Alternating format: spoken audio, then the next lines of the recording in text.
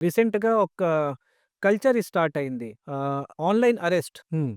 కొంతమందికి online arrest చేయడం కూడా జరిగింది. Digital arrest. Digital arrest. Half day వరకు పాపం వాళ్ళ ఇంట్లో మాకొక పరిచయ పర్సనే. ఆయన బీఎన్ఐలో మెంబర్ కూడా. ఓకే. ఆయనకే జరిగింది. ఓహ్! ఆయనకేం జరిగింది అంటే మార్నింగ్ అరౌండ్ 7:30 ఏఎం కాలొచ్చింది. కాలొస్తే ఆయన కాల్ రిసీవ్ చేస్తే నేను ఏదో ఒక కొరియర్ నంబర్ చెప్పారు. అక్కడి నుంచి మాట్లాడుతున్నానండి. ముంబై నుంచి. ముంబై నుంచి. మీ పార్సల్ ఉంది. మీ పేరులోనే ఉంది. ఇది కస్టమ్ వాళ్ళు పట్టుకున్నారు. సో, కస్టమ్ వాళ్ళు మీతో మాట్లాడతారు. ఇమ్మీడియేట్‌గా కాల్ వేరే వాళ్ళకి ట్రాన్స్‌ఫర్ జరిగింది. ఓకే. ట్రాన్స్‌ఫర్ జరిగింది అంటే ఆయన పోలీస్ స్టేషన్ కనిపిస్తుంది మొబైల్‌లో. పోలీస్ యూనిఫార్మ్‌లో ఒక పర్సన్ ఉన్నారు. నేను so and so police station నుంచి మాట్లాడుతున్నాను. ఇందులో డ్రగ్స్ ఉన్నాయి. మీ పేరులో మీ ఆధార్ నంబర్ ఇదే కదా! అవునండి. ఆధార్ నంబర్ ఇదే. మీ పేరులో బుకింగ్ ఉంది. ఎంత చెప్పినా కూడా నేను బుక్ చేయలేదు.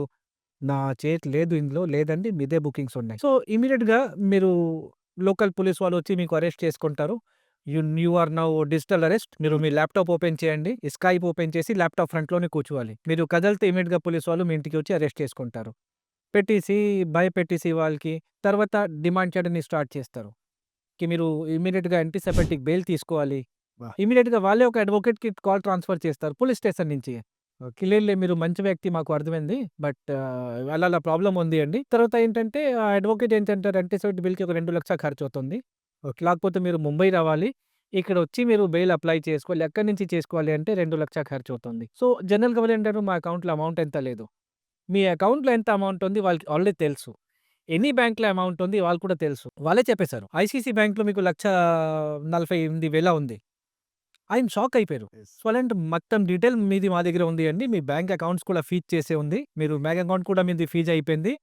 అని భయపెట్టారు. ఆయనకి తెలీదు అవును. పాపం ఆయన డిజిటల్ అరెస్ట్‌లో ఉన్నారు. తర్వాత ఇంకొక బ్యాంక్ అకౌంట్ ఉంది. 2,00,000 వాళ్ళు డిమాండ్ చేశారు. 2,00,000 డిమాండ్ కంప్లీట్ అయిపోయిన తర్వాత ఇంకొక 50,000 డిమాండ్ చేశారు. అప్పుడు ఆయన దగ్గర ఇవ్వడానికి అమౌంట్ లేదు.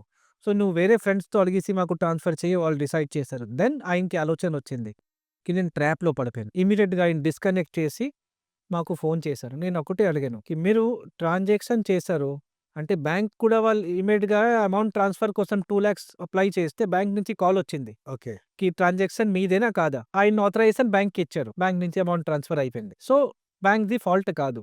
నేను చెప్పాను. పోతే అమౌంట్ మీది పోయింది. అది రిటర్న్ ఇంకా రాదు. బికాజ్ ఓటీపీ మ్యాటర్ కాదు ఇది. మీరు లీగల్ కన్సెంట్ ఇచ్చారు బ్యాంక్‌కి. అవును. అకౌంట్ ట్రాన్స్‌ఫర్ చేసేటప్పుడు. సో, బ్యాంక్‌ది ఫ్రాడ్ కాదు. వి కెన్ నాట్ ఇది సైబర్ క్రైమ్‌లో వస్తుంది. మీరు సైబర్ క్రైమ్ స్టేషన్‌కి వెళ్లి మీరు కంప్లెయింట్ ఫైల్ చేయండి. అమౌంట్ అయితే రిటర్న్ రావడం ఇంపాసిబుల్. అంటే దే ఆర్ లైక్ ఎయిర్. పట్టుకోవడం కష్టం. ఈరోజు ఒక చోట ఉంటారు. నెక్స్ట్ డే వేరే చోట ఎళ్ళిపోతారు. సో, ఇయన్నీ ఏంటంటే అవేర్‌నెస్.